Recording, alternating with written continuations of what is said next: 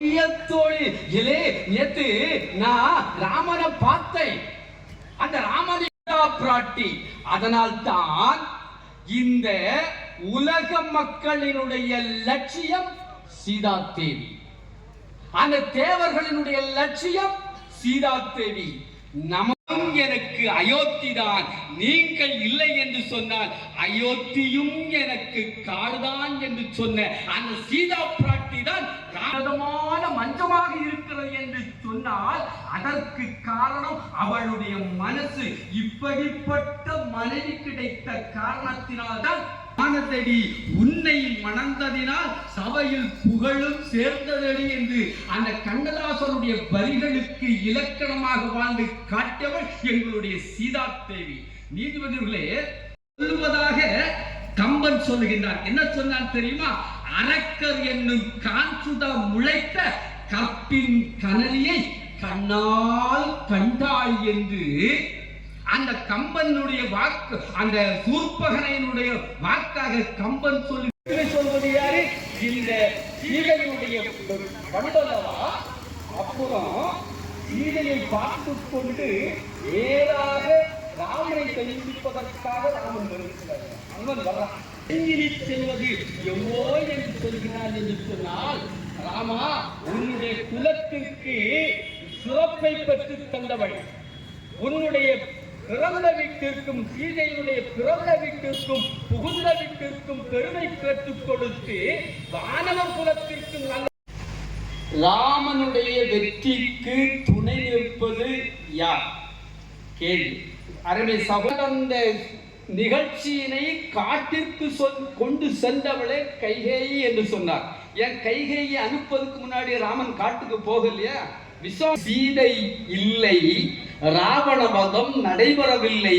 சீதை வந்தால் ராவணவதம் நடைபெற்றது.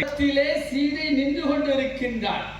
அந்த சீதையை நம்முடைய கம்பன் அறிமுகப்படுத்துகின்ற பொழுது எப்படி சொன்னான் தெரியுமா? உமையாள் என்ன நடந்திருக்கோம் தெரியாது. ராவணன் தூக்கிட்டு போனான்னு தெரியும். யாரு கடலை தாண்டது?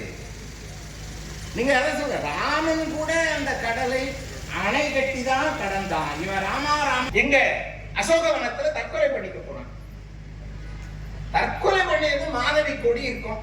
அந்த மாதவி கொடியில கழுத்தை போய் சுத்த போயிட்டான். இங்க வாழ முடியாது மத்தியில. அப்படி அதே மாதிரி கொண்டு வந்தது, அந்த சூடாமணியை கொண்டு வந்து கொடுத்தது, போர்க்களத்தில் அவன் செய்தது. அப்புறம் ரொம்ப அழகில்ல, இலக்குவன் உயிரை காப்பாற்றுறது யாரு?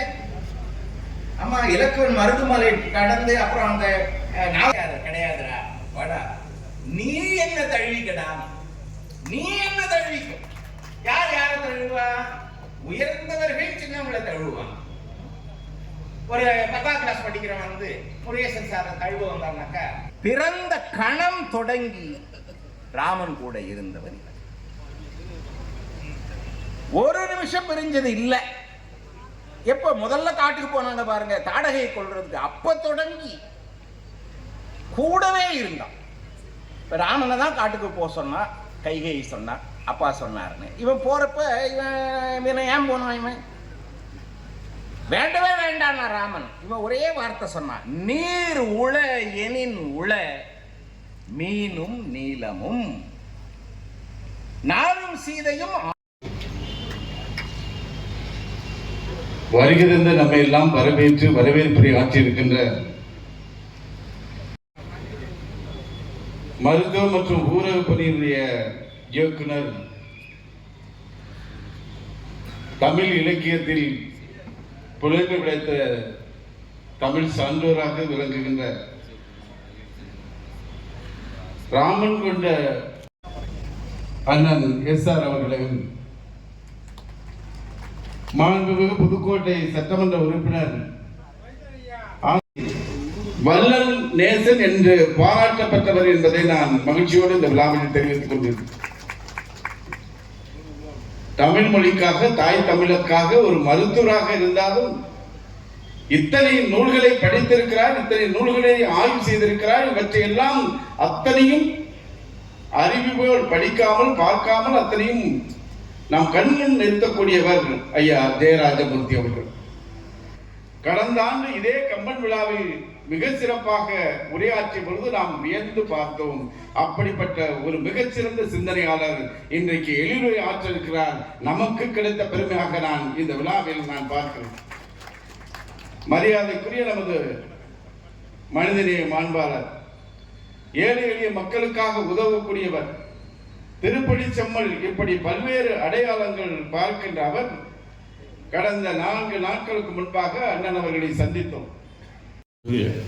சித்திரம் நாப்பழக்கம் என்று சொல்லுவார்கள். வை முத்துராஜா சட்டமன்ற உறுப்பினர் அவர்களை கடந்த சில ஆண்டுகளாக நான் கவனித்து வருகிறேன். அவருடைய மேடை பேச்சு ஆண்டு திரு எம் சின்னத்துறை அல்ல, KPK தங்கமணி அவர்களே, என்னை இந்த புதுக்கோட்டை மண்ணிலே முதலாக அழைத்து அறிமுகப்படுத்திய உங்களோடு சந்திரசேகரன், உயர்ந்த மனிதர், உயர்ந்த பண்பாளர், திராவிட முன்னேற்ற கழகத்தினுடைய ஒரு அசைக்க முடியாத சொத்து. இந்த இயக்கத்தை ஒரு கொம்பனும் அசைத்து பார்க்க முடியாது. இந்த அரசியல் இல்லை, பேசுவதற்கு வழிவிட்டு அமர்வது. சில பேர் விடமாட்டாங்க, அதெல்லாம் முடியாது, நான் தயார் பண்ணிட்டு வந்தோம்னா அதை நான் பேசிட்டு தான் போவேன்னு சொல்லி மைக்க பிடிச்சி பேசிட்டே இருப்பான். பொறுமையோடு இவ்வளவு நேரம் காத்து கொண்டிருக்கக்கூடிய நீங்கள் அனைவரும் தான் உண்மையான தமிழ் புதல்வர்கள். உங்களை போன்ற அன்பர்கள் இருக்கின்ற வரை தமிழ் ஒரு நாளும் சாகாது, அழியாது, என்றைக்கு இந்த மண்ணில நிலைத்து நிற்கும். நம்முடைய அமைச்சர் அவர்கள் அதனை அழகாக சொல்லி சென்றார்கள். அவர்களே சொன்னார்கள், இந்த டிஎம்எஸ்க்கு நீங்க நான் வந்தாலும் தெரியும், கவிமாறன் ஆபீஸ்ல நான் எவ்வளவு டென்ஷனா இருப்பேன். இப்போ ஒரு 3-4 நாளா அந்த கிட்னி மேட்டர் ரொம்ப போட்டு வாட்டுது. நேரத்துக்கு மட்டும் ஒரு 15-20 போன், புதிய தலைமுறை, பாலிமர் டிவி, இந்தியன் எக்ஸ்பிரஸ், இது இந்து, என்ன ஆச்சு, எத்தனை பேர் நடவடிக்கை எடுத்தீங்க, எந்தெந்த ஹாஸ்பிட்டல் சம்மந்தப்பட்டு இருக்கிறது எல்லாம் நீங்க சொல்றீங்களா இல்லையா, கொஞ்சம் டைம் முடியா, விசாரணை போயிட்டு இருக்கியா, அவசரப்பட்டேன்னு சொல்லி உடலிட முடியாதுயா, எதா இருந்தாலும் விசாரிக்க முடியா அப்படின்னு சொல்லி சமாளிச்சுட்டு வச்சுக்க. ஒரு 4 நாளா அந்த பிரச்சனை மண்டையில் பழக்கக்கூடிய ஏகப்பட்ட பிரச்சனைகள்.